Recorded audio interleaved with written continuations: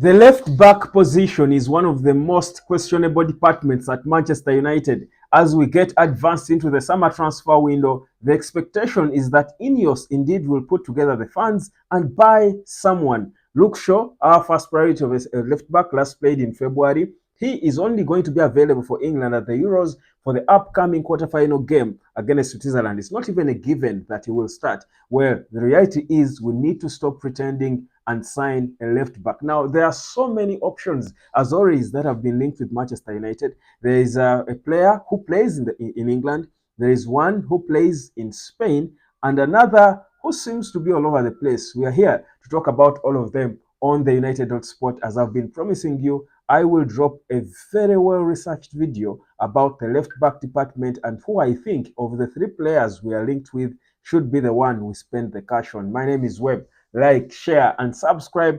This is the United Sport. Thank you so much for being a part of this growing community and family. Let's get into it now. One of the three left backs that we've been linked with that I feel is a very good player, and clearly, rightfully so, we've been linked with, is the young Milos Kerkez, the 20-year-old Bournemouth left is wanted by Arsenal and Chelsea in equal measure, and he's a Hungarian. He played all the three games for Hungary at the Euros that are ongoing, and he has got some interesting attributes about his game. He's first of all solid in terms of his style. He's a more solid left back. He does not really give you so much in terms of runs going forward. He's solid and disciplined. So if you want that firm defender, he's a proper defender. He's the more of a traditional left back, not so much of an overlapping left back who is going to swing in crosses and and stuff. He will. Don't get it twisted. That it's not that he can't, but it's not his identity. It's not more of his game. He's more of a stay behind and be firm, and a more, even when he tries to initiate attacks, he does it more from the left back position. So he's the kind who stays there and waits for you. Good at tackles, especially diving tackles. He knows how to go down and win the ball. He's so firm where he blocks shots firmly on the ground. He's disciplined. That is what I've seen about his game. His price tag is between 40 and 50 million euros from Bournemouth because they had just recently signed him on a long-term contract. I think he's a decent player if we want a left back who is not going to give us so much going forward. In fact, last season for Bournemouth, he played 28 games and assisted only once.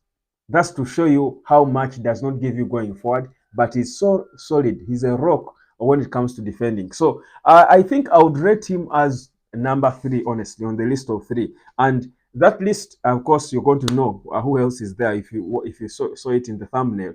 But I would rate him number 3 because knowing how Man United loves and Hag loves to play and the modern game, I think we want a more overlapping left back than a solid stay behind left back, especially knowing that we are constituting a firm back, a firm central defense and a solid midfield. I think our wingers have got to give us something. The modern game dictates that you need a winger who is going to be, giving you, contributing to the creativity of the team and contributing to the attack. The way you saw Andy Robertson at Liverpool in his prime, the way you saw Trent Alexander-Arnold.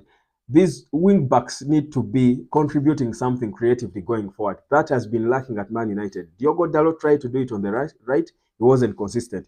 And for that reason, the second option that we have is, of course, Sergio Reguilon. We know that he played for Man United before on loan, and his loan was cut prematurely short because of a confusion from the doctors confusing the manager Erik ten Hag, and he was sent back to Tottenham Hotspur. But ever since he joined Tottenham Hotspur from Real Madrid, he joined in 2020 for nearly up to about 32 million pounds. But he has not really cemented himself at Spurs. He has been loaned left, right, and centre everywhere nearly. Loaned to Man United, last year ended at Brentford, and now his contract at Tottenham runs out in the summer of 2025 because he signed in September 2020. His contract will run for 5 years. So he can't be available for cheap. But remember, he's 27. That is one. But also, he has failed to establish himself at Tottenham Hotspur. Why do we think he will be big for Man United? But the thing is, United doesn't look at him as your starter. We're looking at him probably as a backup, hoping that Luke Shaw and Tyrell Malacia, because I don't think Luke Shaw and Malacia are going to be released, especially Luke just to hold fort when they are not there. And he showed signs, glimpses of having a character and a heart and a desire and a will to play for Man United. And I'm sure he won quite a number of Man United supporters over during his long stint at the club. But one thing about Sergio Reguilon that he has got, the advantage he has got, he has, first of all, he's 27, meaning he's experienced, which you think is decent, is good, and he has been playing in the Premier League for a while. That is one. Two, and he has played in a club close, a bit close to Man United. In Spurs is a big club. And he has been there, tested it at Man United under Erik ten Hag. So in terms of understanding how Erik ten Hag wants to play, he can probably fit in easily. But also, based on his 16 matches played last season, he assisted 4 times. He's good when it comes to giving overlapping runs. He's I think a poor man's Luke Shaw in terms of his style. He can really be. He's closer to the Luke Shaw style, which is the perfect style, the model style for a left back anyway. Because Luke Shaw is, when his feet, is the best left back in the world or in Europe. So I think he gives you a bit of something close to Luke Shaw. The only disquiet is about his consistency with injuries, but also his level, his quality, and being 27, he's only growing older. He's going to the evening of his career. Perhaps the club might not want again to bring in a player at that age. So that's why I'll put him at number 2. But this boy called Miguel Gutierrez, he's a Spanish 22-year-old who is currently playing for, he's a Real Madrid player, because of course Real Madrid have the buyback option, but of course they sold him to Girona in 2022, but left a clause, what you call a buyback, the buyback clause. In fact, they seem to want to trigger that buyback because I think they know he's attracting attention. He's first of all, he's 22 years of age, and he's a very he's a complete left back, modern left back, because he's good when it comes to defensive work, perhaps not at 100, and modern left backs don't have to be at 100 when it comes to the defensive work. You just need to have the discipline, but if so long as you're able to pass the ball, he's a Spanish guy, so you know what I mean. So long as you are able to pass the ball and you're able to contribute to the attack, and I think this is what he does. To prove this to you, he played 35 matches for Girona in the last season, scored 2 goals and assisted 7 times. 7 assists. Now, Madrid have an 8 million euro buyback option. They want to trigger it, and then their asking price, apparently, that they told Manchester United, because United has been monitoring him and they inquired about him, and they are asking for £34 million, which Manchester United might be willing to pay. So I look at all that and I'm thinking, for me, looking at the way we want to play and the way the modern game sort of dictates players to play, defenders and wingers, the roles are different. I was watching an interview between Gary Neville and Trent Alexander-Arnold, and it was interesting. He was talking about how he doesn't think he would play football as a right back in this modern game, because they are completely different. They've got to cut into the middle, then they've got to do a lot in terms of overlapping. It's different. Yes, I think if you're going to be a successful fullback in the modern game, you've got to be able to contribute to the team going forward. Cut into the middle if you have to. We saw Diogo Dalot cutting into the middle whenever we had the ball.